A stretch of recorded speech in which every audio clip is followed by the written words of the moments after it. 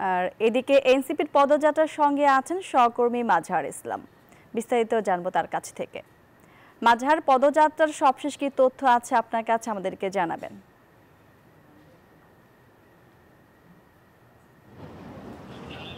মনি, আপনাকে ধন্যবাদ। আপনি যেমনটা বলছিলেন যে 64 জেলায় 29 দিনের জাতীয় নাগরিক পার্টি এনসিপির যে পদযাত্রা, সেই পদযাত্রা এখন কুড়িগ্রাম শহরে অবস্থান করছে। একটু আগেই তারা এখানে একটি পথসভা করেছে।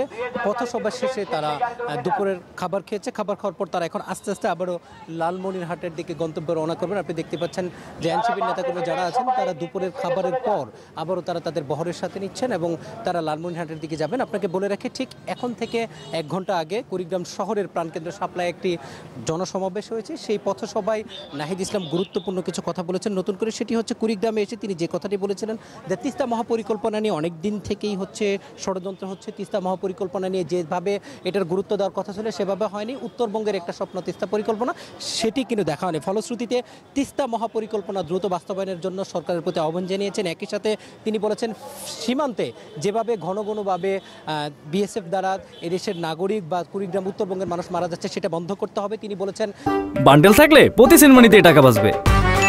বিকাশ সেনমানি বান্ডেল কিনে জিতুন প্রতি লেনদেনে। দেশ থেকে মাফিয়াতন্ত্র, একই সাথে সীমান্তে যেভাবে গণহত্যা হচ্ছে সেভাবে বন্ধ করতে হবে। কারণ সীমান্তের হত্যা এক ধরনের উদ্বেগ বাংলাদেশের জন্য। বাংলাদেশ সরকারকে এই জন্য স্ট্রংলি তারা সিদ্ধান্ত নিতে বলেছেন যে পারস্পরিক আলোচনার মাধ্যমে যেন এই সীমান্ত হত্যা বন্ধ করা হয় এবং একই সাথে যারা বাংলাদেশ থেকে উৎখাত হয়ে ভারতে অবস্থান করছে তাদেরকে যেন বাংলাদেশে ফিরিয়ে নিয়ে আসা হয়। আপনাকে বলে রাখি, চট্টগ্রামের পটিয়ায় যে ঘটনাটি হয়েছে একটু আগে আপনি যেটা বলছিলেন সেটা নিয়ে উদ্বেগ প্রকাশ করেছেন নাহিদ ইসলাম। তিনি বলেছেন যে বৈষম্য বিরোধী ছাত্র আন্দোলন, যারা স্বৈরাচার বিরোধী আন্দোলনের নেতৃত্ব দিয়েছেন তাদেরকে যেভাবে পুলিশ পিটিয়েছে সেটা তিনি নিন্দা জানিয়েছেন। একই সাথে হাসনাত আব্দুল্লাহ সেখানে কথা বলেছেন। তারা বলেছেন যে পুলিশ তার আগের 5 আগস্টের যে রূপ সেটিও আবার দেখানোর চেষ্টা করছে। যদি পুলিশ তাদের নিজেদেরকে সংশোধন না করে আবারও তারা আন্দোলনের নামের হুমকি দিয়েছেন। এবং জাতীয় নাগরিক পার্টির 64 জেলার যে 29 দিনের কর্মসূচি সেটি কিন্তু আজকে দ্বিতীয় দিন চলছে।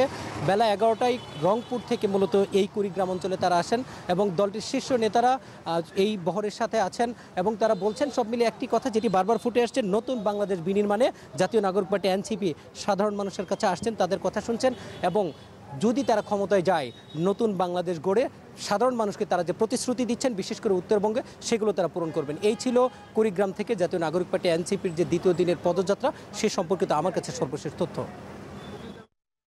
মাজহার, আপনাকে ধন্যবাদ।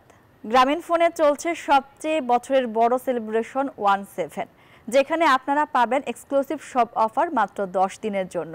অফারগুলো পেতে 10 জুলাইয়ের মধ্যে চেক করুন মাই জিপি অ্যাপ।